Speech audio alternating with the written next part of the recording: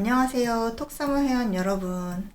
저는 머은의 농장 자연치유연구소에서 약선차를 연구하고 있는 지예찬입니다. 반갑습니다. 이번 48주 톡사무 건강 기초 커리큘럼을 진행을 담당을 하게 되었는데요. 이번 시간을 통해서 함께 하면서 최대한 여러분들께 많은 도움을 드렸으면 좋겠어요.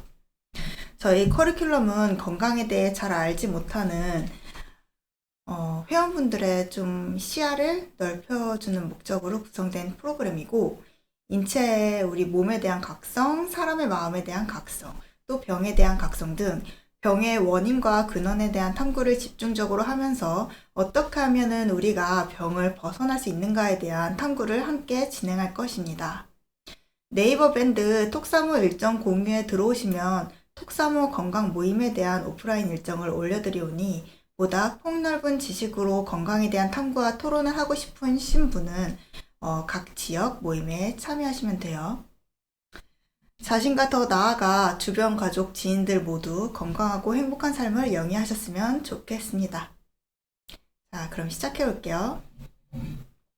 자, 앞서 진행하기에 앞서 건강이란 뭘까라고 했을 때, 건강은 물론 아프지 않은, 병이 없는 그런 상태를 건강이라고 하겠죠. 근데 그거를 더 넘어서 우리 몸의 균형이 유지되는 상태를 건강이라고 합니다. 자, 우리 몸은 유기적으로 다 연결되어 있기 때문에 뭐 예를 들어 심장만 아프다고 해서 심장에만 문제가 있는 것이 아니고, 간이 안 좋다고 해서 간에만 문제가 있는 것이 아니에요. 그래서 보이는 것이 전부가 아니기 때문에 우리 병을 잘 살펴보고 탐구하면은 다른 원인으로 인해 발생되었음을 찾을 수도 있어요. 자, 그래서 우리가 건강을 어떤 시각으로 보느냐, 병 중심 사고로 보느냐, 균형 중심 사고로 보느냐. 우리가 흔히 병이 생기면 첫 번째로는 병 중심 사고로 병을 보게 됩니다. 당장 아프니까요. 이건 우리가 익숙한 방식이에요. 어디가 아프지? 검사를 해볼까? 검사 수치는 정상인가? 그럼 병명은 뭐지? 약 먹으면 다 낫겠지? 이는 문제가 생긴 후에 대응하는 방식이겠죠. 즉, 병이 생겨야 움직이고 생긴 병 자체에 집중하는 사고방식입니다. 이런 거예요. 아, 내가 두통이 있네? 아, 진통제 먹어야겠다. 관절이 아파? 아, 관절약 먹어야지. 아, 소화가 안 돼? 아, 그럼 소화제를 먹어야겠구나. 아, 당 수치가 높아? 아, 치료받아야겠네. 이렇게 생각하는 사고가 병 중심 사고이고요. 반면 균형 중심 사고로 병을 보게 된다면 이제 우리가 본능적으로 근원을 찾으려는 그런 본능이 생겨요. 왜 이런 증상이 나타났을까? 몸의 흐름이 어디서 막혔을까? 열이 많아졌나? 내 몸이 차가워졌나? 아니면 기운이 부족해졌나? 이는 심한 병이 되기 전 상태를 관리할 수도 있고, 또 병의 근원의 균형을 잃을 수도 있습니다. 자, 예를 들어서 요즘 피곤해요. 그러면 내가 왜 피곤하지? 기가 약해졌나? 몸이 허해졌나? 또는 속이 더부룩하면 그러면 비장이 약해졌나? 비위가 좀 안 좋은가? 또 짜증이 많이 나요. 그러면은 간에 내가 열이 좀 쌓였나? 스트레스가 좀 많이 받았나? 그리고 뭐 이러한 것들, 그러면 이게 균형이 깨지게 된 근원을 보는 그런 사고방식이겠죠?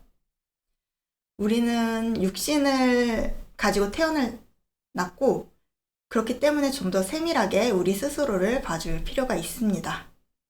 우리가 호흡하고 생활하고 우리가 생각하는 그 모든 것은 우리의 육신과 직결되어 있습니다. 누군가가 나 항상 겨울에 감기 걸려. 원래 항상 감기에 걸려. 이렇게 감기에 걸리니까 감기약 먹고 또 쉬면은 뭐 또 살만해. 라고 했을 때 이는 균형적인 사고가 아니라 병적인 시각으로 보는 거겠죠? 이런 식으로 규칙적이고 반복적인 질환이 계속되고 이러한 증상에, 병에 우리의 몸이 익숙해지고 같은 패턴을 반복하게 된다면 악순환을 만들어서 우리 스스로 병으로부터 벗어나게 힘들게 될 거예요. 자, 그러면 여기서 좀 더 나아가서 병이 났을 때 병의 근원을 찾는 시각에 대해서 알아볼게요. 자, 아까 감기에 대해서 예를 들었으니까 만약에 내가 감기에 걸렸어요. 그러면은 감기 걸렸어. 감기약 먹어야겠네가 아니고 내가 감기에 걸렸어. 왜 이런 병에 걸린 걸까? 라고 스스로부터 답을 먼저 찾아야 돼요. 아까 원래 감기에 걸린다. 겨울에 항상 원래 나는 감기에 걸려. 라고 했을 때 원래라는 거는 옳지 못한 표현일 수도 있죠. 왜냐면 원래 아파 라는 게 아니고 왜 아플까? 내가 안 아프게 할 수 있지 않을까? 라고 생각을 해보는 거죠. 수면량이 적고 몸의 피로가 쌓인 걸까? 음양의 불균형이 일었나? 아니면 지나친 열기로 인해 폐가 치매를 받았나? 그래서 기가 약해서 면역이 떨어진 걸까? 아니면 몸의 냉기나 한기로 인한 걸까? 등 스스로 몸으로부터 답을 찾아보는 거죠. 이렇게 스스로를 보고 관심을 가져주고 원인을 찾게 되면 나는 보다 건강한 삶을 살게 될 겁니다. 항상 이렇게 나를 봐줄 수 있는 사람, 나를 제대로 보려고 하는 사람, 나에게 누구보다도 관심을 가져줄 수 있는 사람은 오로지 나뿐이거든요. 그래서 항상 나를 사랑해주고 관심을 가져주는 게 중요해요. 그러면 오늘은 수면, 식사, 수분 섭취 이렇게 생명을 영위하기 위한 활동을 기본적으로 우리가 건강한 균형 있는 삶을 영위하기 위한 그 균형적 시각에 대해서 알아볼게요.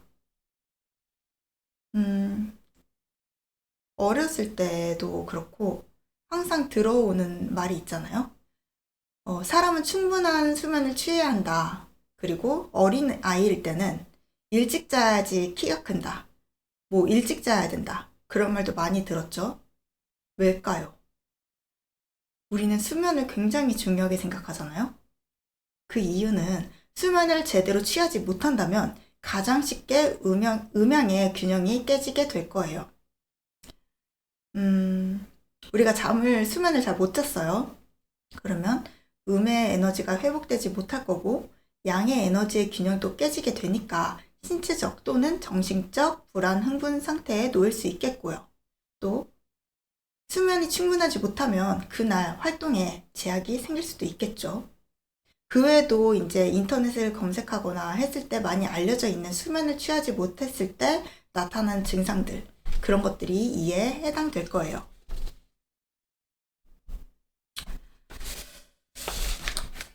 자, 음은 밤에 해당되고 정적인 활동에 해당해요. 자, 양은 그 반대죠. 낮에 해당되고 동적인 활동에 해당을 합니다. 그래서 밤에 충분히 쉬어주면 음의 에너지를 보충할 수 있을 것이고 낮에 충분히 움직여주면 양의 에너지를 보충할 수 있을 거예요.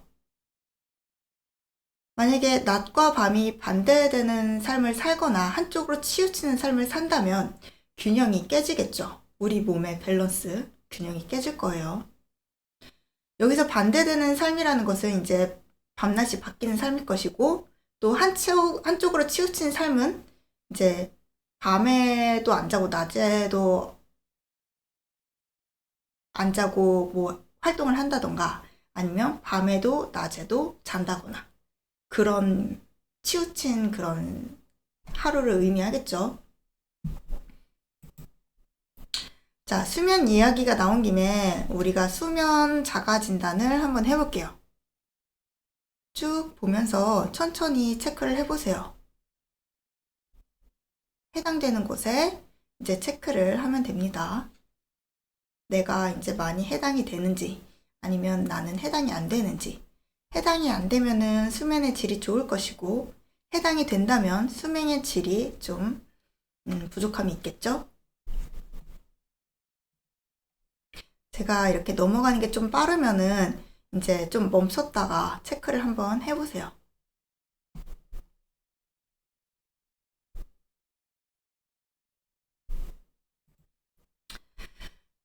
자, 우리 그 다음에는 수면 상태를 한번 점검해 보고 우리가 나의 수면 상태가 어떤지 또 한번 체크를 해 볼게요. 자, 쭉 보면서 여기서 3개 해당시 해당 내용을 참고해 보시면 됩니다. 내가 기어한지, 혈어한지, 간에 열이 있는지, 심화한지 한번 체크해 보세요.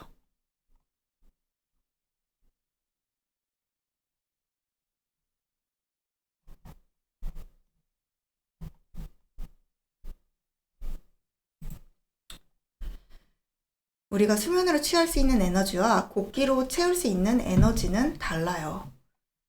식사는 양이고 수면은 음이라고 하면은, 그리고 오장은 움직이는 동적인 장부이죠. 그러면 양에 해당되는 거고, 또 곡식을 먹으면, 곡기를 먹으면은 우리가 오장이 활동을 하고 또 그 곡기를 흡수를 하죠. 그리고 곡기를 분해해서 흡수하면 그게 음의 에너지로 또 변환이 되겠죠. 음은 양이 되기도 하고 또 양은 음이 되기도 해요. 아까 밤에는 충분히 쉬어주면 음의 에너지를 보충할 수 있을 것이고 낮에는 충분히 움직여주면 양의 에너지를 보충할 수 있을 것입니다 라고 말씀드렸잖아요. 자, 조금 더 생각해 보면은 밤에 충분히 쉬어주면 음의 에너지를 보충하고 양의 에너지로 전환된다. 충분한 수면이 그날의 에너지 활력이 된다 라는 의미도 되겠죠. 그러니까 잘 자야지 그날 일도 잘 하고 또 활동도 잘 한다는 거예요. 그리고 낮에 충분히 활동을 해주면 양의 에너지를 보충하고 음의 에너지로 전환되고 또 낮에 활동을 잘 해야 밤에 잠도 잘 온다는 의미예요. 잠이 안 오면 몸을 움직여서 에너지를 소모하라는 말 있잖아요. 그러니까 불면증이 심해. 그러면은 뭐 예를 들어 몸을 많이 움직이는 일을 한다던가 아니면 뭐 농사 같은 거나 아니면 몸 노동 그렇게 하면은 이제 밤에 골아 떨어지는 그런 경우가 있잖아요. 그런 것처럼 이제 음양의 균형이 잘 이루어져야 한다는 거예요. 이렇게 꼬리에 꼬리를 물고 거미줄처럼 엮어서 다양한 각도로 탐구해 보면은 상당히 재미가 있어요. 물론 다이어트와 식욕으로도 연결할 수 있습니다만 이는 다음 2장편에서 기회가 된다면 함께 이야기 나누도록 할게요.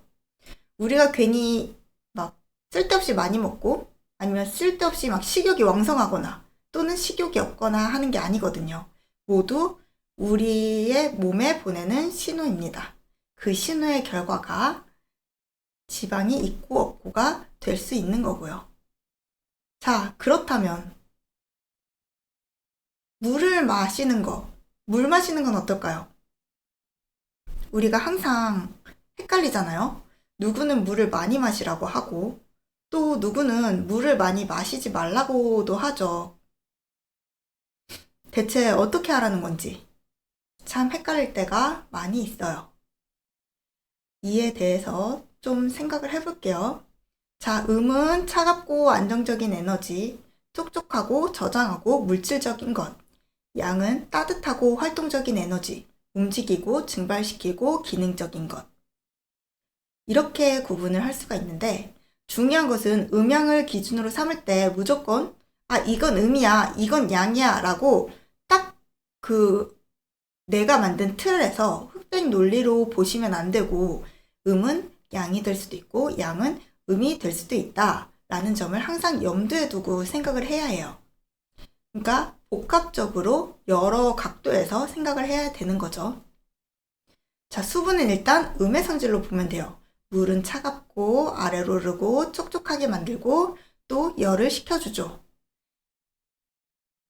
그렇다면 양은 체온, 대사작용, 소화력, 혈액순환, 땀을 내는 힘이라고 본다면 물을 움직이고 순환시키는 힘은 양의 에너지입니다. 그러면 수분 섭취에서 중요한 점은 물은 음이고 물을 데우고 순환시키는 힘은 양이니까 음과 양의 균형이 매우 중요하겠죠. 상황별로 좀 더 자세히 이해해 볼게요. 자, 음이 부족한 사람. 건조하고, 입이 마르고, 피부도 건조하고, 변비가 있고, 열감이 있고, 이러신 분들은 물을 많이 마시는 게 좋아요. 근데 반면 양이 부족해.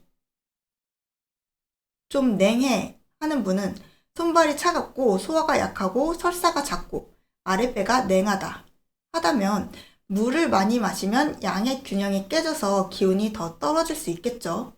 물론 이는 100%는 아니에요. 근데 여기서 조금 상황을 바꿔서 생각을 해보면 하루 종일 앉아서 하루를 보내는 분, 그리고 하루 종일 역동적인 활동을 하는 분은 어떻게 구분할 수 있을까요?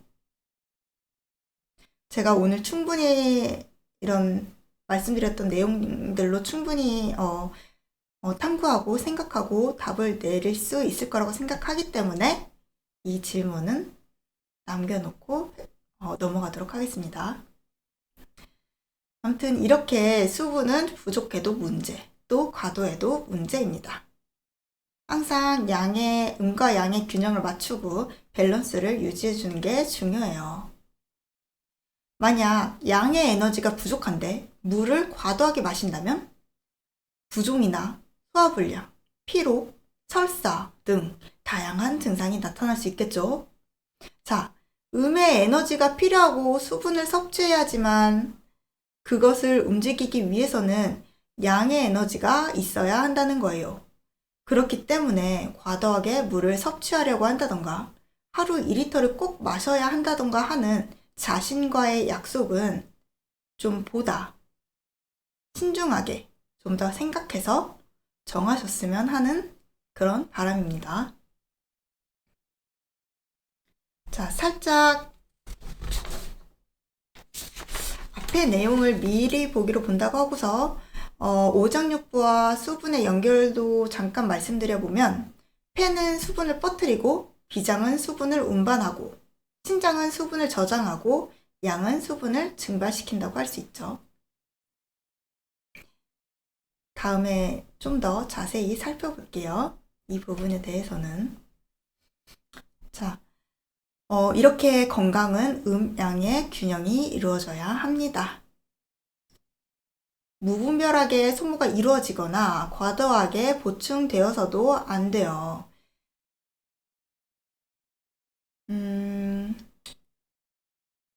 기를 양이라고 하고 혀를 음이라고 했을 때 음양의 균형이 기혈의 균형도 이야기할 수가 있습니다.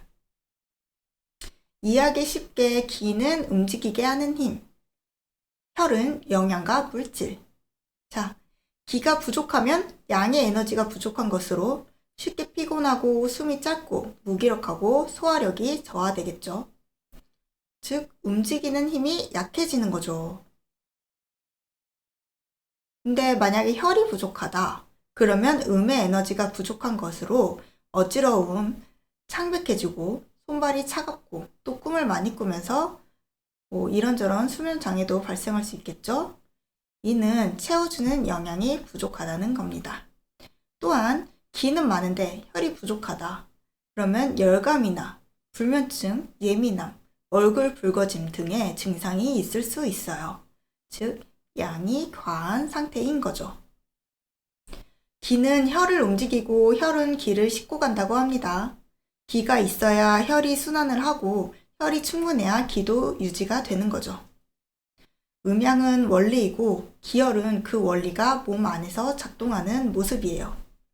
무조건 음과 양에 의존할 필요는 없지만 우리가 숨 쉬는 것, 수면을 취하고 일어나는 것, 생각을 하는 것, 먹는 것 등 0부터 10까지의 우리 생활의 모든 것들을 음양과 연관지어서 생각해보면 상당히 재미있는 배움이 됩니다. 나는 몸이 차가운지, 열이 많은지, 쉽게 피곤한지, 어지럽고 창백한지, 또는 예민하고 잠이 얕은지, 이러한 질문들이 바로 음양 기혈을 보는 시작이 될 거예요. 자, 이제 기혈과 연계해서 수면에 대한 분석을 해볼게요. 양질의 수면은 굉장히 중요하니까요.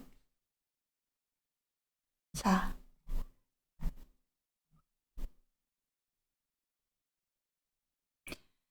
낮에는 양이 활동하고 밤에는 음이 몸을 안정시킨다. 즉, 낮에는 양의 에너지가 바깥으로 활동하고 에너지를 사용합니다. 밤에는요, 혈이 음의 에너지가 안으로 모여서 정신을 안정시키고 몸을 회복시켜요. 잠이 든다는 거는 양이 안으로 들어가서 음이 우세해지는 상태이거든요. 기와 혈이 수면에 하는 역할을 좀 정리해보면, 기는 낮에 활동하고 에너지를 사용하고 혈은 밤에 정신을 안정시키고 몸을 회복한다는 거겠죠? 자, 이런 말이 있어요. 혈이 정신을 담는다. 즉, 혈이 충분해야 마음이 안정되고 깊은 잠을 잔다는 거예요. 자, 그러면 잠이 안 오는 4가지 유형에 대해서 다시 한번 살펴볼게요. 한번 천천히 이제 살펴보면은 기어형은 기가 약하다면 낮에 제대로 활동하지 못하고 밤에 회복도 약해진다는 거고, 혈어형은 혈이 부족하면 정신을 안정시키지 못하고 잠이 깊지 않다는 거예요. 그리고 간혈형은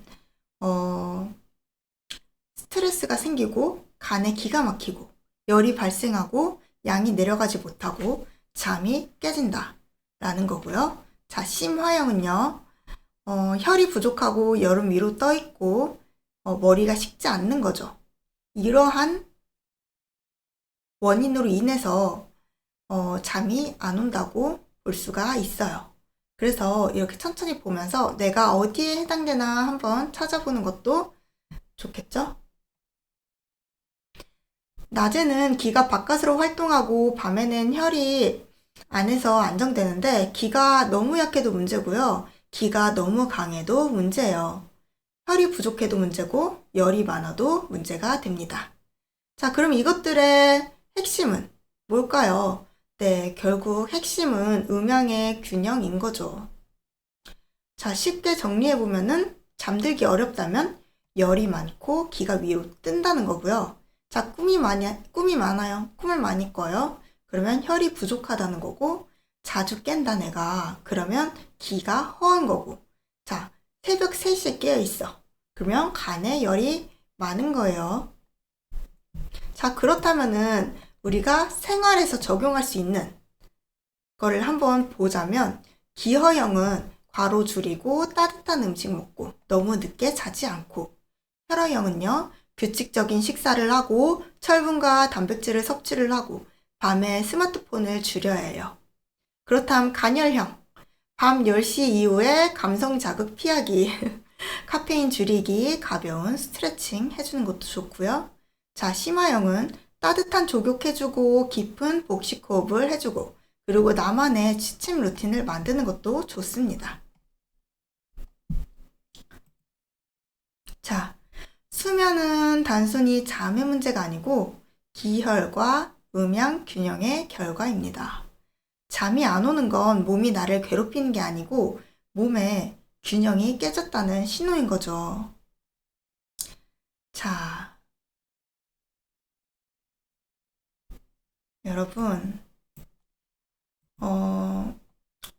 오늘 이렇게 건강 커리큘럼 기초 학습을 진행을 했는데, 기초 학습이어서 가능한 쉽고 여러분께 좀 재미있게 전달될 수 있도록 준비를 해봤는데, 내용이 좀 괜찮은지 도움은 되셨는지 궁금하네요. 오늘도 그렇고 앞으로 진행될 그 커리큘럼도 그렇고 똑사모 회원 여러분들에게 최대한 많은 내용을 전달드렸으면 좋겠습니다. 앞으로 1년 동안 다음에 그 5장기를 깊이 공부할 예정인데요. 간은 해독과 순환이고, 신장은 혈과 정신, 그리고 비장은 소화와 에너지 생성, 그리고 폐는 호흡과 면역, 신장은 생명력 저장과 연관이 있고요. 이 5장과 또 음양과 그리고 여러 그 내용들을 제가 좀 알차게 다뤄보도록 하겠습니다. 48주를 기준으로 커리큘럼을 만들었고요. 알기 쉽고 재미있게 내용을 구성해 볼 테니까요. 여러분께 많은 도움이 되었으면 좋겠고, 시청해 주셔서 감사하고, 다음 영상에서는 제가 병이 생기는 이유에 대한 내용으로 찾아뵐 예정이에요. 그리고 마지막으로 황제내경 참고문헌 중에 있는 내용으로 좀 전달을 드려보면서 영상을 마무리하도록 하겠습니다.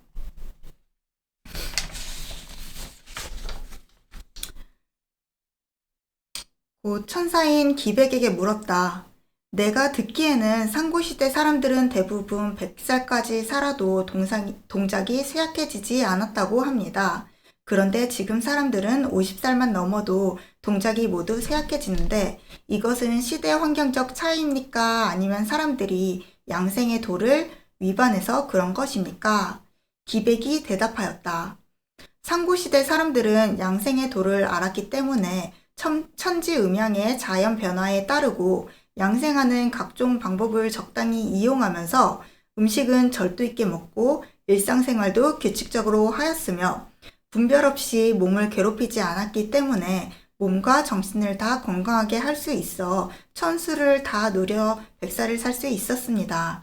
그러나 지금 사람들은 그렇지 못하여 술을 음료수 마시듯 하고 분별 없는 짓을 일삼으며 취한 상태에서 방사를 행하고 욕정으로 전기를 고갈시켜 진원을 소모함으로써 진원을 충만하게 유지할 줄 모르고 때로 정신을 가다듬을 줄 모르며 다만 일시적 쾌락에 힘쓰고 정상적인 생활의 즐거움을 위반하여 생활에 절도가 없기 때문에 50살만 되어도 쇠약해집니다. 상고시대 성인의 가르침은 대개 이러하였습니다. 허사적붕은 때에 맞추어 피해야 한다. 동시에 마음을 청정하게 하고 허욕을 없애면 진기가 안에서 생겨나서 정신이 안에서 지킬 것이니 병이 어디서 생기겠는가.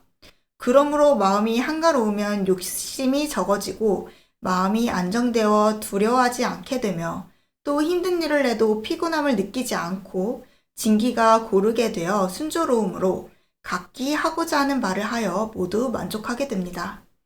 따라서 자기의 식록에 만족하고 하는 일을 책임지고 하면서 습속에 편안하고 즐거움으로 직위가 높고 낮음을 서로 부러워하지 않습니다. 그래서 사람들은 자연히 소박해지는 것입니다.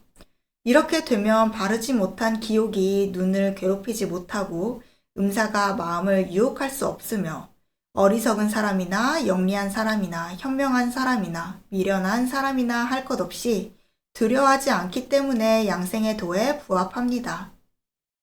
그래서 100살을 넘게 살아도 동작이 느려지지 않는데 이것은 그들이 양생의 도를 온전히 행하여 치우치지 않기 때문입니다.